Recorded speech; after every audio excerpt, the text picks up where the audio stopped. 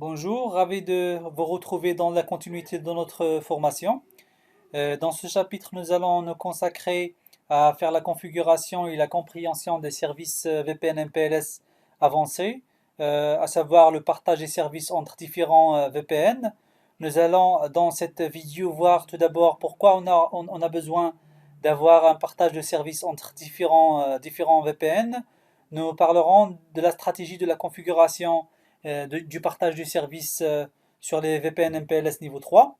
Et particulièrement, nous allons nous consacrer dans cette vidéo à discuter la configuration des VPN de management pour la gestion des routeurs CPE ou des routeurs providers à partir d'une VRF dédiée. Alors le plan de notre vidéo, il sera comme suit. Nous allons introduire le partage de services dans les réseaux MPLS VPN niveau 3 et nous parlerons particulièrement des VPN de management, pourquoi on a besoin d'avoir un VPN de management, des VRF dédiés pour la gestion des routeurs providers et des routeurs clients plus particulièrement. Alors pourquoi on a besoin d'un partage de services entre différents VPN? Parfois, il y a des situations où on a besoin d'interconnecter des VPN qui n'appartiennent pas aux mêmes organismes. On va parler par exemple des extranets. Un exemple d'extranet, c'est une entreprise qui a une agence qui appartient à un organisme tierce qui gère une partie, qui gère la partie vente de l'entreprise. L'agence n'a pas besoin d'accéder à tous les services de l'entreprise. Donc on a besoin de limiter l'accès aux services de l'entreprise. Les services de l'entreprise, ils sont reconnus à travers les adresses IP. À travers les MPLS VPN niveau 3, on va pouvoir importer que les routes, les adresses IP qui sont nécessaires à l'agence de faire son travail et interdire l'accès à toute autre ressource qui va poser des risques de sécurité au réseau de l'entreprise. Un autre exemple de besoin de partage de services, c'est la séparation des services. Les opérateurs, ils offrent plusieurs services à leurs clients. Les opérateurs peuvent offrir des services de sécurité tels que des firewalling managés, des firewalling mutualisés, des solutions de gestion de logs mutualisées, centralisées, des solutions du NAT, de translation d'adresse IP pour leurs clients. Et les clients des opérateurs, ils n'ont besoin d'accéder que aux services qu'ils ont achetés. Donc on va devoir partager que les services et restreindre l'accès qu'aux services dont le client il a le droit d'accéder. Par exemple, un client qui a acheté un service du firewalling centralisé, mutualisé avec d'autres clients, il n'a besoin d'accéder qu'à son service à travers la plage adresse IP qui lui a été dédiée. Autre exemple de besoin de partage de services, c'est la fusion entre entreprises.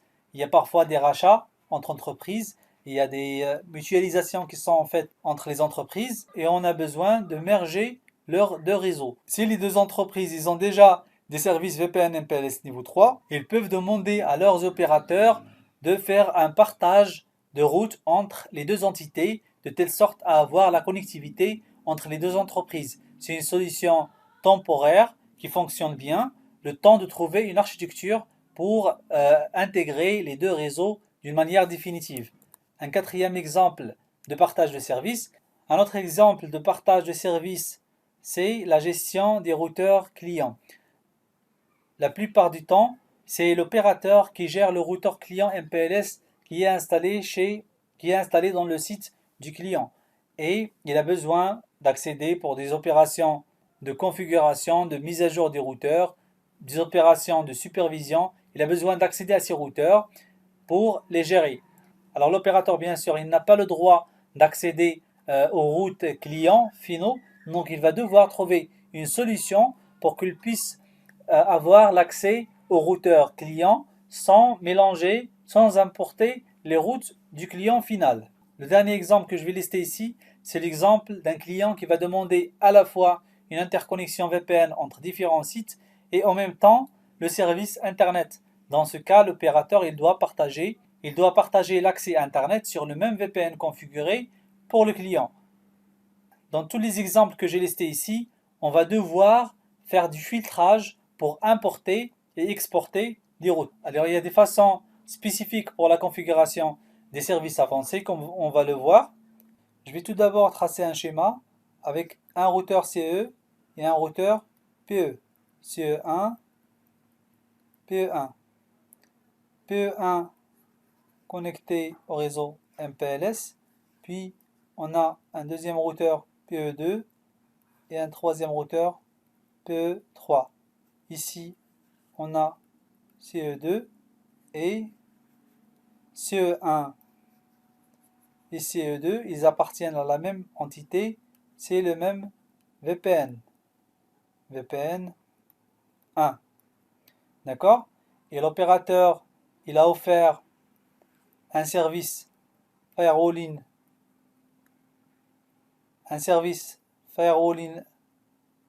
centralisé. Il aura aussi besoin d'un routeur CE. Le firewall, il a une adresse IP qui est connue pour le client. On va prendre un exemple, 10.180.180.1/32. Alors, pour que le client il peut accéder au service des firewalls, il doit pouvoir importer site route sur son routeur.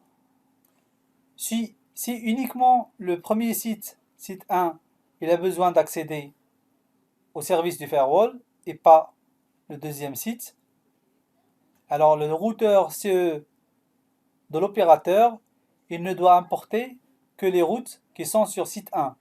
On pourrait dire que l'adresse, le subnet du client VPN1 sur site 1, c'est 10.10.10.0/24. Sur site 2, c'est 10.20.20.24. CE, il ne doit importer que site route. Si CE, il rentre sur la même VRF configurée pour CE1 et CE2 sur PE1 et PE3 en important les mêmes routes target, il va importer les deux routes. C'est quelque chose qui n'est pas du tout permis pour des raisons de sécurité. Alors comment on va configurer le service? La configuration, il va revenir à importer et exporter des routes target à travers des maps. Les maps, ce sont des route maps qui sont configurables. Sur les route maps qu'on va configurer, filter 1, on va faire un match sur le subnet qu'on désire importer et on va faire un set de la route target avec une valeur différente.